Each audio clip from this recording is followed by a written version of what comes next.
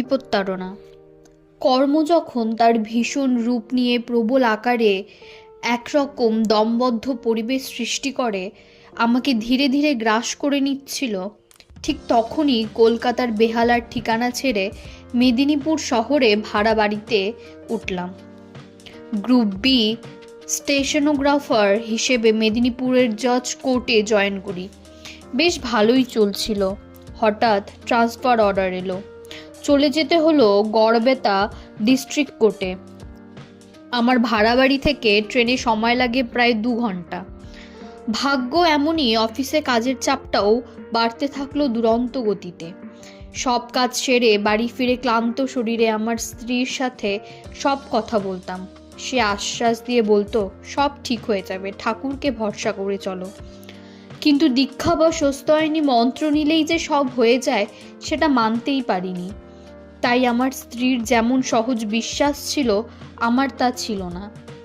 এক প্রকার তার জোড়াজড়িতেই ইষ্টভীতিটুকু ঠিকঠাক চলছিল। একই রকমভাবে নিরামিষ খাওয়াটাও চলছিল। তবে তখনও পর্যন্ত বিশ্বাসটাই পাকা হয়ে ওঠেনি। অফিসের কাজের চাপ ক্রমাগত বাড়তে থাকলো। যথাসময়ে ছুটি হলেই সবাই অফিস থেকে বেরিয়ে যেত, কিন্তু আমি তখন পাগলের মতো কাজ করে যেতাম। আমার কাজ শেষ করতে কোনো কোনো দিন রাত হয়ে যেত। এই কাজে কোনো ফাঁকি ছিল না। কাজের পরিমাণটাই এতটা বেশি ছিল যে সেটা পূরণ করতেই আমাকে এই রকম করতে হতো। বাড়ি ফিরতে চাইলেও স্যার বলতেন, তুমি এখানেই থেকে যাও, মাঝে মাঝে বাড়ি যেও। একটানা কাজ করে গেলেও মনটা অস্থির হয়ে থাকতো। শুধু আমার ছোট্ট ছেলেটার কথা ভেবে চুপচাপ কাজ করে যেতাম। এই প্রবল চাপে ধীরে ধীরে আমার জীবনের ছোট্ট ছোট্ট আনন্দগুলো সব হারিয়ে যেতে থাকলো। আমার কাছে আমার জীবনের গুরুত্ব কমে যেতে লাগলো। কবে কখন কোন মুহূর্ত থেকে চরম বিষাদ গ্রাস করতে লাগলো আমার সমস্ত সত্তাকে, একসময় বেঁচে থাকার ইচ্ছাটাই যেন চলে গেল। শুধু দিনগত পাপ ক্ষয়ের মতো গতানুগতিকভাবে শরীরটাকে টেনে টেনে চলছিলাম দিনের পর দিন, মাসের পর মাস। আমার জীবন থেকে হাসি, আনন্দ, উল্লাস সব কোথায় মিলিয়ে গেল। শুধু কাজ আর কাজ। আমি হয়ে গেলাম রক্ত মাংসের একটা যান্ত্রিক মানুষ। অবশেষে এই পরিণতিটা যতটা ভয়ঙ্কর হতে পারে তাই ঘটতে চলল। এমনই একদিন, তারিখটা ছিল 16ই জানুয়ারি 2024। অফিস থেকে বেরিয়ে সুনসান পথে ক্লান্ত হয়ে চলতে চলতে মনে হলো, এভাবে বেঁচে থেকে কি লাভ? আমার এই অবস্থার পরিবর্তন করা আমার সাধ্যে কুলোবে না। মুহূর্তের মধ্যে একটা চরম সিদ্ধান্ত নিলাম। যাচ্ছিলাম স্টেশনের পথে, সেদিকে না গিয়ে জঙ্গলের ভিতর দিয়ে সোজা রেল লাইন ধরে হাঁটতে লাগলাম। ট্রেনের সময় আমার জানা আছে, এক্ষুনি ট্রেন স্টেশনে ঢুকবে। সোজা লাইনের ওপর উঠে দাঁড়িয়ে গেলাম। স্টেশনে ঢুকছে বলে যদিও ট্রেনের গতি কম ছিল, অত বড় যান্ত্রিক দানবটার বিরাট শরীর ধাক্কা দিয়ে আমাকে সরিয়ে দিল তার লাইন থেকে। তখনও আমার জ্ঞান ছিল। তারপরে তাকিয়ে দেখলাম আমার বাম পাটা হাঁটুর নিচের থেকে নেই, দূরে কেটে পড়ে আছে। সেই মুহূর্ত থেকে জ্ঞান হারিয়ে ফেলি। জ্ঞান ফিরে দেখলাম একজন মানুষ আমাকে কোলে করে নিয়ে চলেছেন। পরে জেনেছিলাম উনি জিআরপি অফিসার। তার কোলেই আবার জ্ঞান হারিয়ে ফেলি। পুনরায় জ্ঞান ফেরার পর দেখলাম মেদিনীপুর মেডিকেল হাসপাতালের বেডে শুয়ে আছি। ছেলের মুখে শুনলাম সে কারোর মাধ্যমে সব ঘটনা শ্রী শ্রী আচার্যদেবের শ্রীচরণে নিবেদন করেছিল। তিনি ডাক্তার স্বরূপ চক্রবর্তীদাকে সব দায়িত্ব দিয়েছিলেন আর বলেছিলেন, কোনো ভয় নেই, সব ঠিক হয়ে যাবে।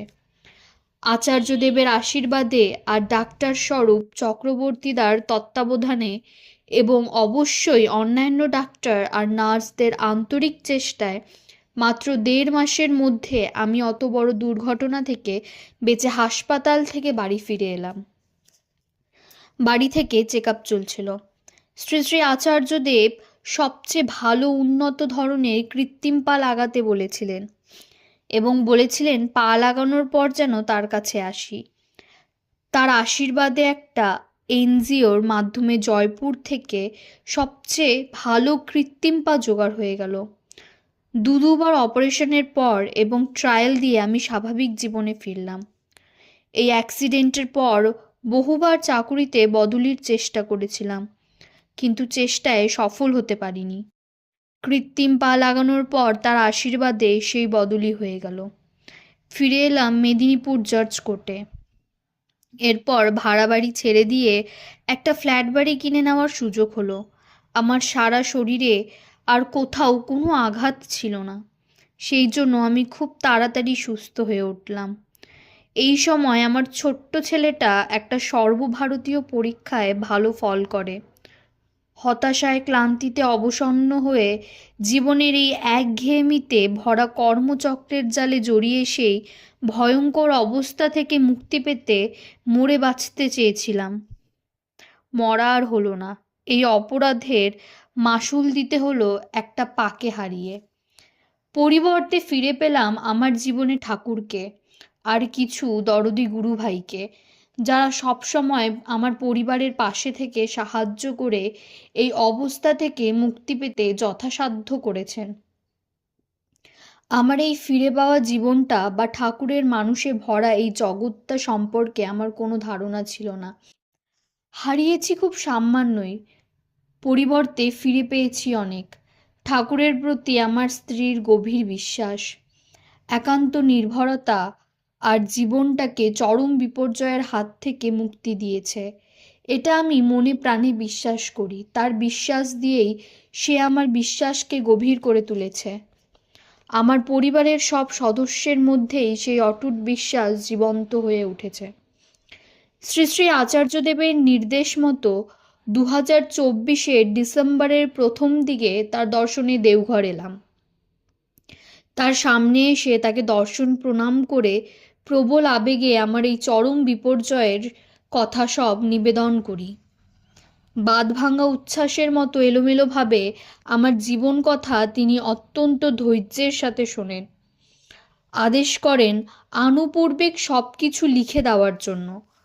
পরিশেষে বলি, কিছু মূল্য দিয়ে আমি যা ফিরে পেয়েছি, গুরুর প্রতি সেই চরম বিশ্বাস কোনো সাধনা দিয়ে আয়ত্ত করা আমার পক্ষে সম্ভব ছিল না। একটা কথা বলতে ইচ্ছে হয়, অসহায় অবস্থায় পড়ে আমরা যখন ভুল সিদ্ধান্ত অগ্রসর হই, তখনও তিনি আমাদের ছেড়ে যান না, অমঙ্গলকেও মঙ্গলে নিয়ন্ত্রণ করেন। পরিবারের মধ্যে একজনও যদি তেমন বিশ্বাসী হয়, তবে তার সেই বিশ্বাস রক্ষা করার জন্যই তিনি অঘটন ঘটাতে পারেন, যা আমার এবং আমার পরিবারের জীবনে ঘটেছে। বিশ্বাস আর অবিশ্বাসের দ্বন্দ্বে আমার জীবনে বিশ্বাসই জয়ী হয়ে উঠেছে। ইষ্ট অনুশাসিত পথে চলার প্রচেষ্টা আর অভ্যাসের ফলে চরম অমঙ্গলের হাত থেকে রক্ষা পেয়েছি। জয় গুরু।